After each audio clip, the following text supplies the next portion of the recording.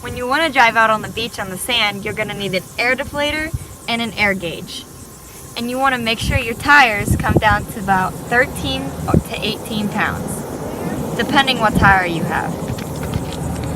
You want to take this air deflator, screw it on, so you don't have to do it with your finger, and just let it roll. As you can see, we have a set of 4, so you can go around all tires and put them on.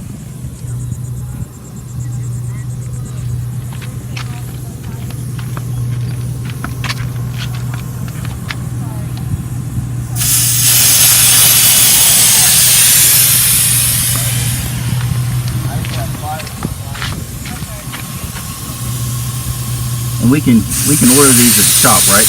Yes, you can get them at the shop.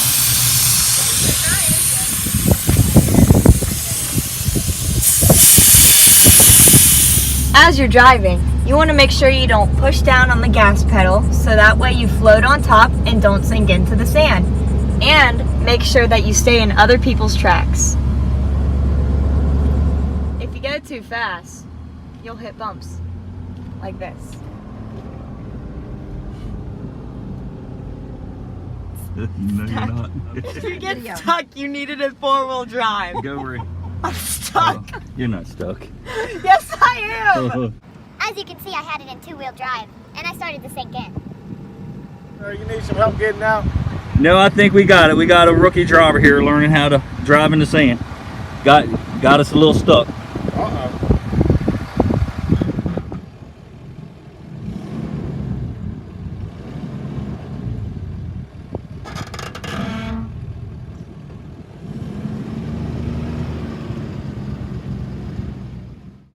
Make sure you have it in 4-wheel drive, or else you'll get stuck like I did. You don't want to turn your wheel real sharp, or else you will get stuck. If you go faster, you're going to hit bumps and your head's going to end up hitting the ceiling.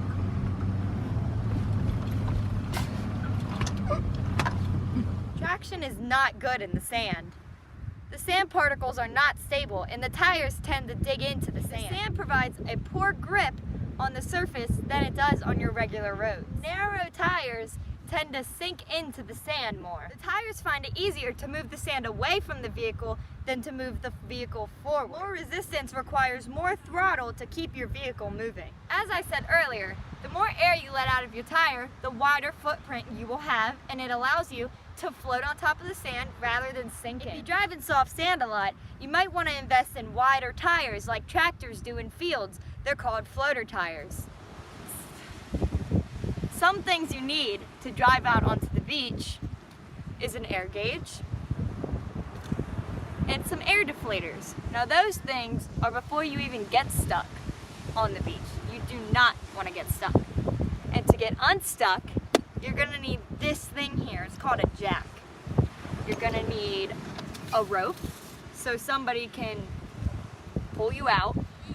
You're going to need this to put underneath of the tire so that you can drive up onto it and get unstuck. And this, you know what this is called? It's called a shovel, in case you didn't know. Since you are unstuck now, I think you can go to the beach. Let's go.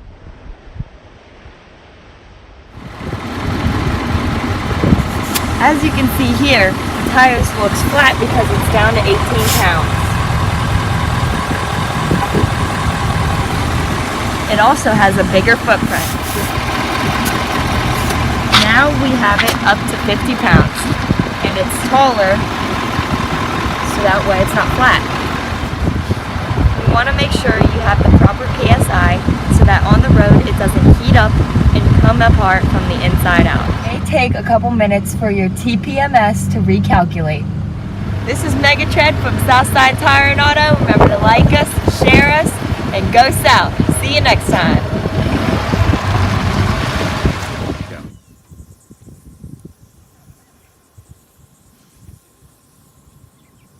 Go. Wait, what is this thing called? Give it some gas. Turn. Give it I some can't turn, Dad. Just wait. Whoa.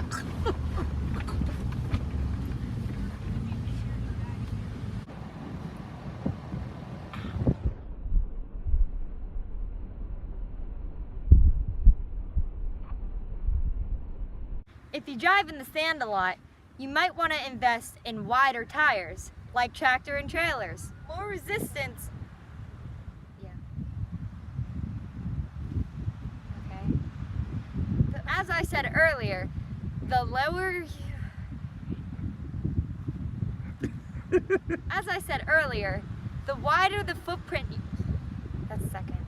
As I said earlier, hold on. As I said earlier, the more air you let out of your tire, the more better grip. Did you go? Some of the things you need to get unstuck, or before you get stuck: air gauges,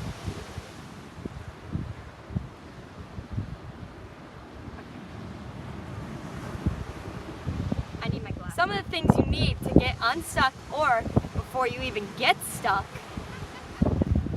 an air gauge, an air to get unstuck,